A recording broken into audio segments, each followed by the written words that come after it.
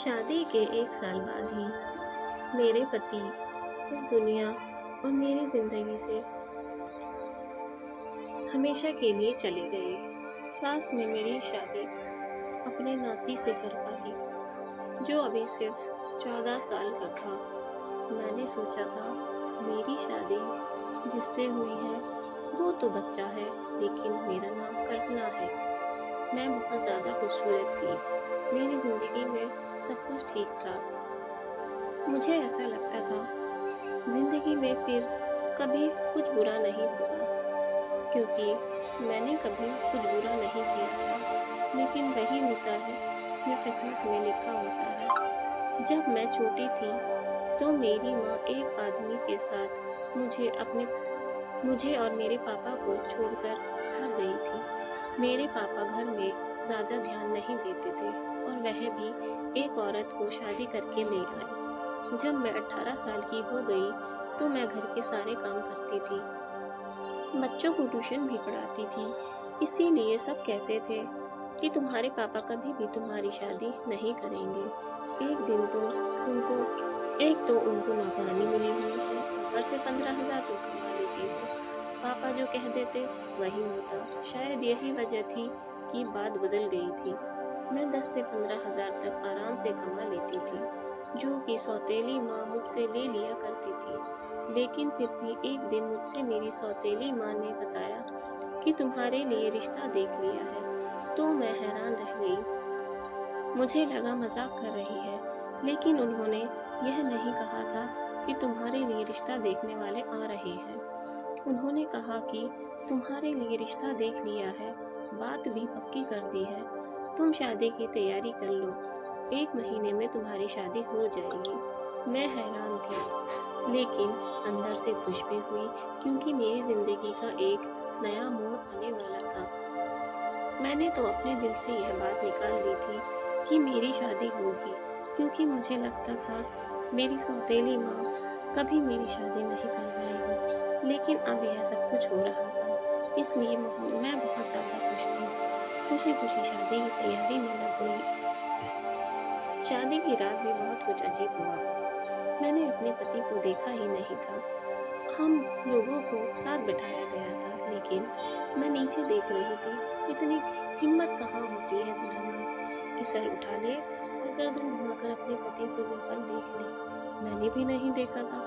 उसके बाद जब कमरे में बैठी थी, तभी अपने पति को देखा तो पता चला कि वह बहुत अच्छा इंसान है। उसने पहले ही दिन मेरा बहुत सम्मान किया। उसके घर में सिर्फ उसकी माँ थी और एक बहन थी, और बहन का 14 साल का एक बेटा था। उसने मुझे बताया कि मेरी बहन का बेटा मेरे बच्चों की तरह है, पर मेरा बहुत लगाव है। वैसे तो उसकी उम्र सिर्फ 14 साल है, लेकिन मेरे लिए तो वह इससे भी ज़्यादा छोटा है, क्योंकि उसने मुझे कहा कि वह 2 साल का था तो उसके पापा इस दुनिया से चले गए थे और वह कुछ जानता ही नहीं था। इसलिए उसके पापा की जगह मैंने ले ली और रोज़ रात को मैं उसे अपने सीने पर सुलाया करता था। तब से वह मेरे लिए ऐसा है जैसे मेरा अपना बच्चा। मेरी ननद के बेटे का नाम शिव था। मेरे पति ने कहा तुम हमेशा उसका ख्याल रखना।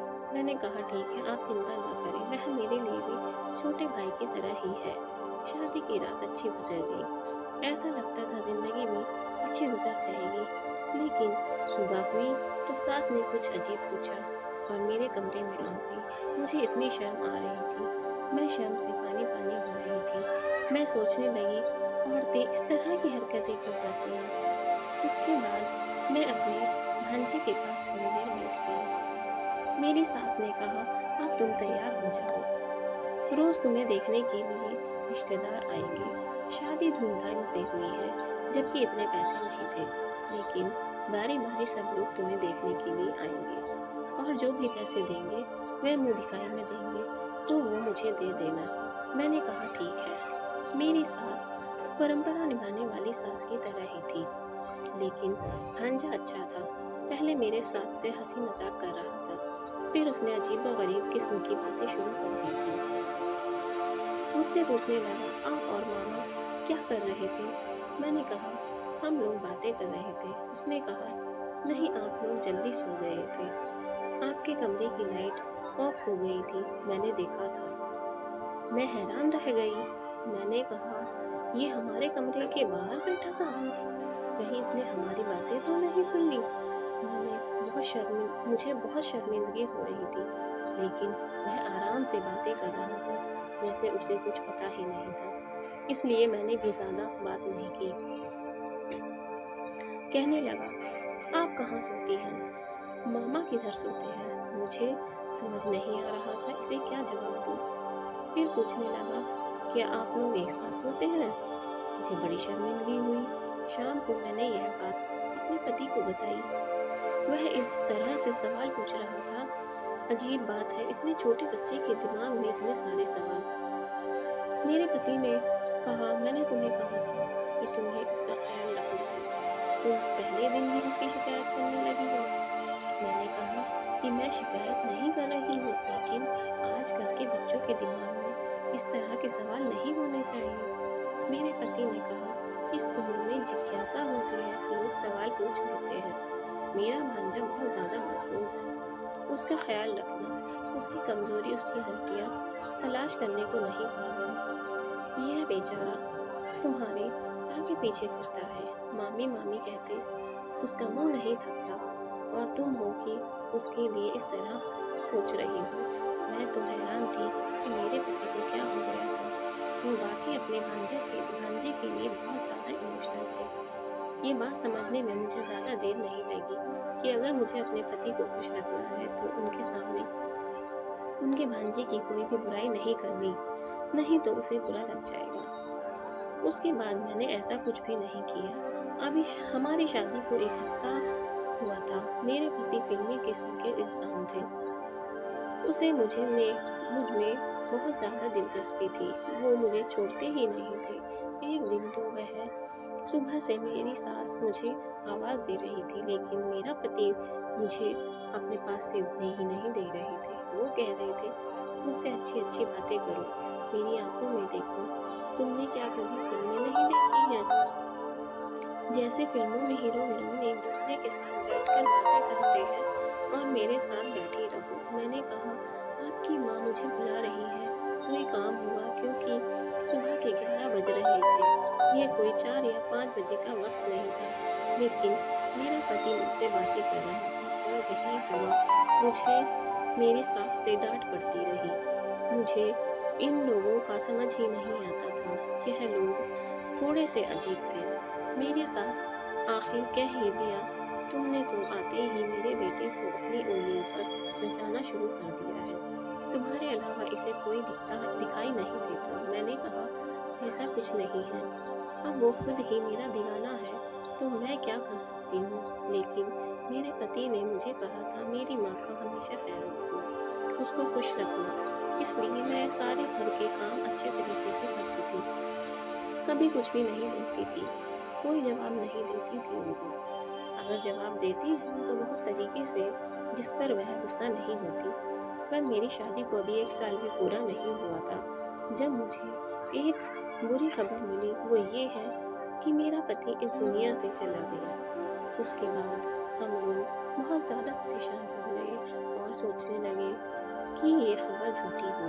लेकिन जब लाश को घर लाया गया तो हमारे होश ही उड़ गए, और मेरी सास और भांजा और मेरी ननद हम बुरी तरह चिल्ला रहे थे, रो रहे थे, भगवान से प्रार्थना कर रहे थे कि ये खबर भी झूठी हो।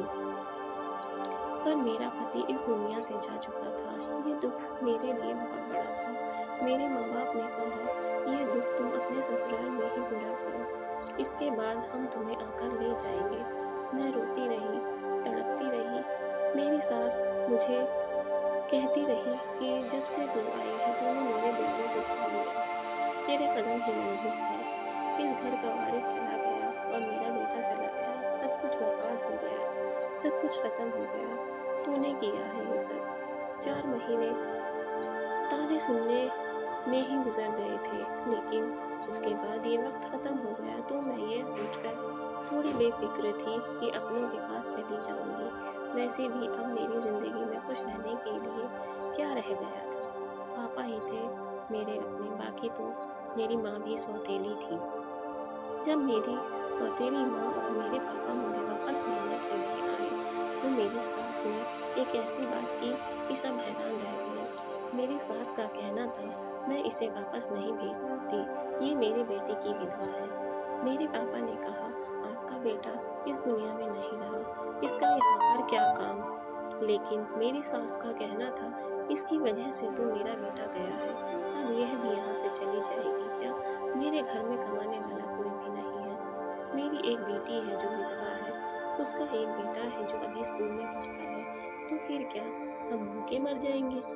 ये मेरे बेटे की जगह पढ़ाई करेगी और हमारा घर चलाएगी। मेरे पापा और मम्मी ने कहा, ये तो बहुत ही बुरी बात है, ऐसा नहीं होना चाहिए। लेकिन मेरी सास ने ठान ली थी।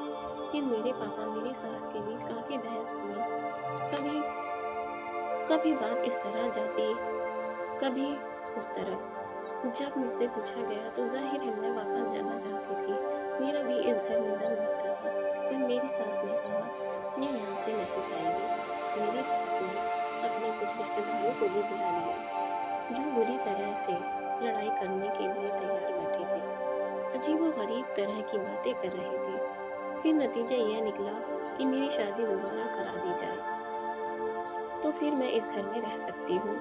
लेकिन इस घर में एक ही मर्द था, उसके साथ मेरी शादी कराने की बातें होने लगी। सब ने कहा, छोटा है तो क्या हुआ, ये लड़की कौन सी 40 साल की है, इस तरह से ये घर में रह जाएगी, इस घर में फिर से बहू बन जाएगी। मैं ये सब कुछ नहीं चाहती थी, लेकिन मेरी सास ने मेरे पापा को मना लिया। मेरी सौतेली माँ ने भी कहा, अच्छी बात है, अगर हम इसको अपने घर ले जाएंगे तो हमारा क्या फ़ायदा है, दोबारा इसकी शादी तो होगी नहीं, कहाँ से दोबारा रिश्ता तलाश करेंगे, एक विधवा के लिए रिश्ता कैसे मिलेगा। आजकल तो कुंवारी लड़कियों का रिश्ता नहीं मिलता, इसलिए इसको यहीं रहने दें, समाज वाले भी बातें करेंगे। एक बेटी अगर फिर से सुहागन बन रही है तो इस ऑफर को ठुकराकर हम इसे अपने साथ ले जाएंगे, तो हमारे घर में भी तो ये विधवा ही कहलाएगी। मेरी सौतेली माँ ने अजीबोगरीब बातें करके मेरे पापा को भी मना लिया, वो मुझे वहीं पर छोड़कर चले गए। कुछ दिन बाद मेरी शादी मेरे भांजे के साथ करवा दी गई, जिसको मेरे पति अपना बेटा कहता था और जिसको मैं बच्चा ही समझती थी। इतना तो मैं अपने पति की मौत पर भी ना रोई थी जितना इस बात पर रोई, चीखी चिल्लाई, लेकिन किसी ने मेरी बात न सुनी। मेरी शादी करवा दी गई। मेरी शादी के वक्त मेरी सास ने मेरा सर ज़बरदस्ती पकड़कर मुझसे हाँ करवाया था। उसके बाद मैंने ज़िद कर ली कि मुझे अपने भांजे के साथ कमरे में नहीं जाना, लेकिन मेरी सास और ननद पीछे पड़ी थी। उसने कहा, आज सुहाग की रात है, आज तू कमरे में नहीं गई तो फिर से कुछ हो जाएगा, और क्या तुम मेरे दूसरे नाती को भी मारना चाहती हो। लेकिन मैं नहीं गई। अगले दिन मेरी सास ने मुझसे कहा, मुझे नौकरी करनी होगी। उसने मोहल्ले से ढेर सारे बच्चे इकट्ठे कर लिए। अब मैं रोज़ 40 से 60 बच्चों को पढ़ाती थी। मेरा दिमाग बहुत ज़्यादा ख़राब हो जाता था, मैं बहुत ज़्यादा थक जाती थी, सारा दिन घर के काम भी करती थी। एक हफ्ता इसी तरह बीत गया। मैं अपने भांजे के कमरे में जाने से घबराती थी, नहीं जाना चाहती थी। मुझे लगा वो बच्चा है, मेरा उसके साथ रिश्ता करवा दिया। बस वो अपने कमरे में रहे और मैं अपने कमरे में। उसके कमरे में जाकर ही क्यों करना ही क्या था। मेरी सास मेरे पीछे पड़ी थी। कुछ दिन तो इस तरह बीत गए। मैं एक दिन यह देखकर हैरान रह गई, मेरा भांजा खुद ये कह रहा था कि मेरी पत्नी को मेरे कमरे में भेजो, लेकिन मुझे पता था वो बच्चा है, उसे इन सारी बातों का पता नहीं, इसलिए वो कह रहा होगा कि उसे ये सब कुछ अजीब लग रहा है। वो खुश हो रहा है, एक तो उसकी शादी हो गई, वो भी इतनी जल्दी, इसके लिए यह सब कुछ नया है। मैं हैरान रह गई कि उसके दिमाग में भी ऐसी बातें तो पहले ही दिन से थी। मैं समझ गई थी कि उसे ऐसी चीज़ों का शौक है, लेकिन उसे यह नहीं पता था कि पत्नी क्या होती है। मेरी ज़िंदगी बर्बाद हो गई थी।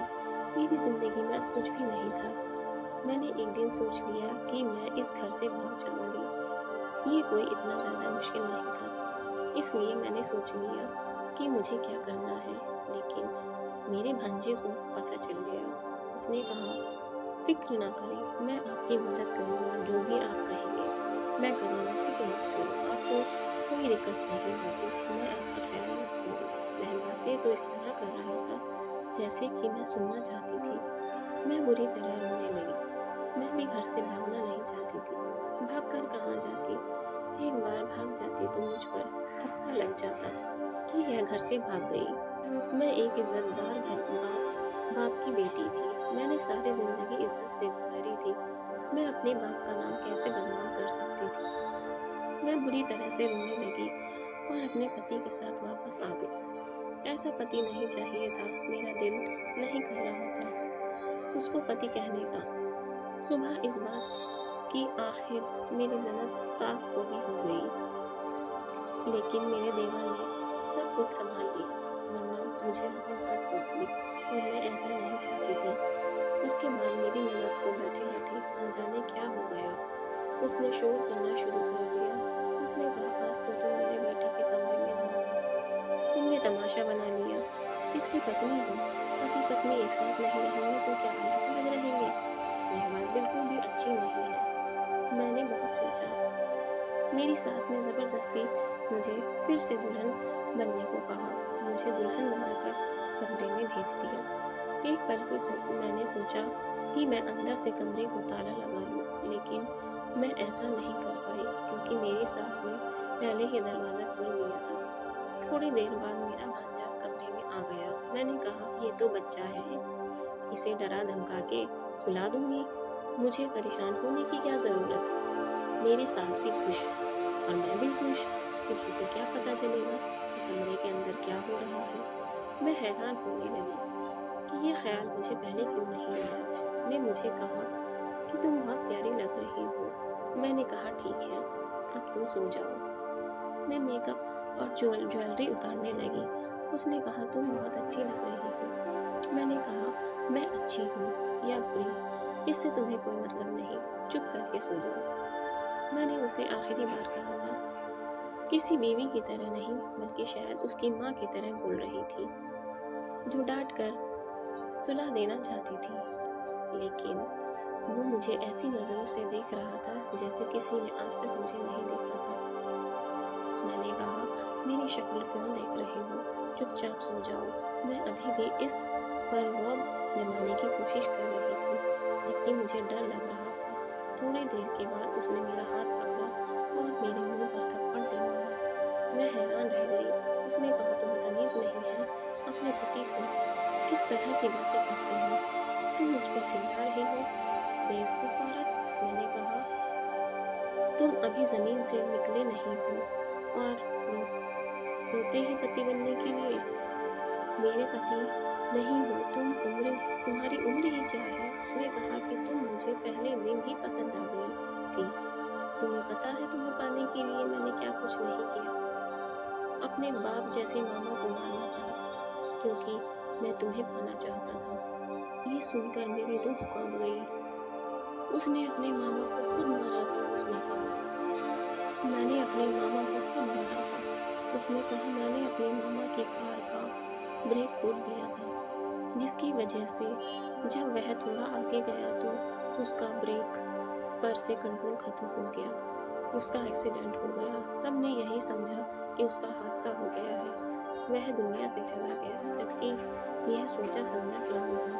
मैं हैरान रह गई। इस आदमी ने मेरे पति को मार डाला, जिसे मैं बच्चा समझ रही थी, और अभी मेरा पति को मार डाला,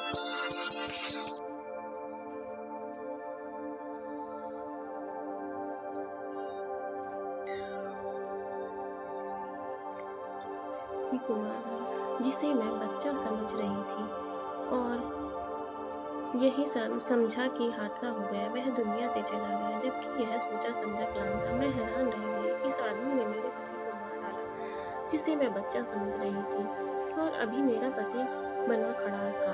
यह कोई मासूम बच्चा नहीं था, ये एक शैतान था जिसने अपने मामा को ना लाना। इसका मामा जो इसे इससे बहुत ज़्यादा प्यार करता था, इसे अपने बच्चों की तरह समझता था। क्या ये ज़माना इतना बदल गया था? मुझे तो कुछ समझ ही नहीं आ रहा था। मैं वहाँ से भाग जाना चाहती थी, चीखना चिल्लाना चाहती थी, लेकिन उसने मुझे अपनी तरफ खींच लिया।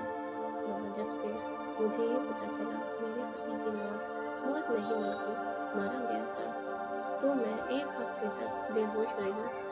सबको सब कुछ बताया, चिल्ला चिल्ला कर बताया, पर किसी ने मेरी बात पर यकीन नहीं किया। उन्होंने कहा ऐसा हो ही नहीं सकता है, ये अपने मामा को कभी नहीं मार सकता। तुम झूठ बोल रही हो, क्योंकि तुम इससे शादी करना नहीं करना चाहती थी। मेरे पास एक ही रास्ता था, मैं खुदकुशी कर लेती, लेकिन मुझे किसी ने मरने भी नहीं दिया। आज भी इस तरह से ज़िंदगी गुजार रही हूँ, समझ नहीं आता कि क्या करूँ। उसके बाद ज़िंदगी इसी तरह गुजरने लगी। मुझे भगवान ने एक बेटा दिया। मैं यह सोचकर उदास थी कि मेरी किस्मत बुरी है, मेरे बेटे की किस्मत भी बुरी होगी।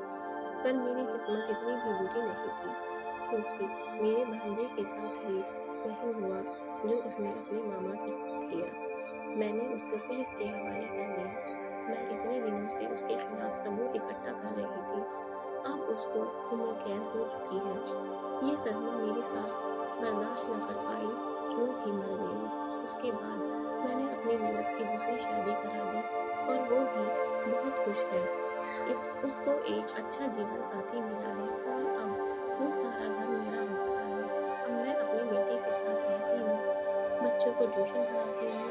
मेरी ज़िंदगी इसी तरह गुजर रही है।